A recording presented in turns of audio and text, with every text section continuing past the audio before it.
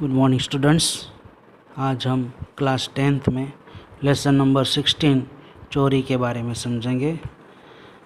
इस लेसन में हम पेज नंबर 41 पर समझ गए। आज हम समझेंगे पेज नंबर 42। तो 42 में लिखा है कि दोपहर बीती और शाम होने को आई, फिर भी जब बिंदु न लौटा तो मालती के मन को अच्छा नहीं लगा। दोपहर का समय हो गया, दोपहर भी चला गया और शाम होने आई, फिर भी जब बिंदु बाहर चला गया था, बिंदु न लौटा तो मालती के मन को अच्छा नहीं लगा। यानी कि नंदन की पत्नी मालती थी, उसको अच्छा नहीं लगा।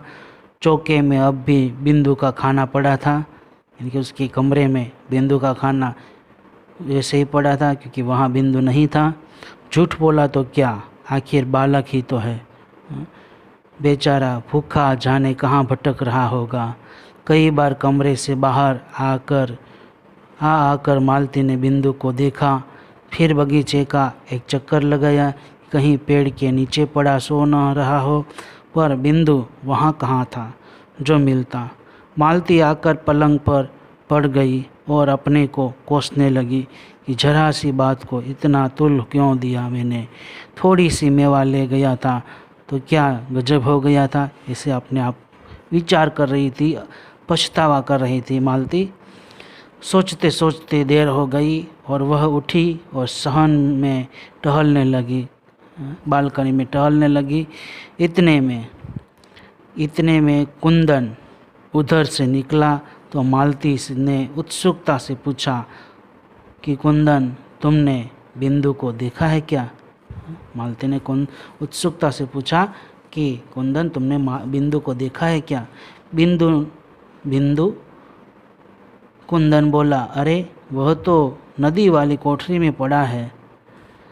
मालती तत्काल पैरों में चप्पल डालकर बाहर गई। लौटी तो बिंदु उसके साथ था। बाँह पकड़कर नंदन के कमरे में ले गई और बोली, देखी तुमने इसकी बात, यहाँ से गया है तब से वहाँ कोठरी में पड़ा है। नंदन ने कहा, क्यों रे, वहाँ क्या कर रहा था? ऐसा नंदन ने बिंदु को कहा। बिंदु चुप, नौकर बिंदु चुप ही रहा दोनों की बात सुनकर। मैं पूछता हूँ वहाँ क्या कर रहा था? ऐसा नंदन ने पूछा। फिर चुप। फिर भी उसने जवाब नहीं दिया। बिंदु ने, अरे बोलता क्यों नहीं, मुंह में जबान नहीं है?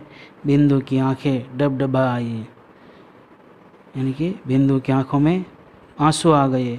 मालती ने कहा, इसका पागलपन देखो, सवेरे से कुछ नहीं खाया और भूखा प्यासा वहाँ पड़ा है। सुबह से कुछ नहीं खाया है, भूखा प्यासा वहाँ कोठरी में पड़ा था। ऐसा मालती ने कहा।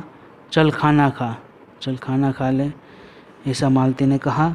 नंदन ने कुछ कहने से पहले ही वह उसे चौके में ले गई और स्वयं परोसकर उसे खिलाने लगी। बोली, भर पेट खा लेना, भूखा मत रहना।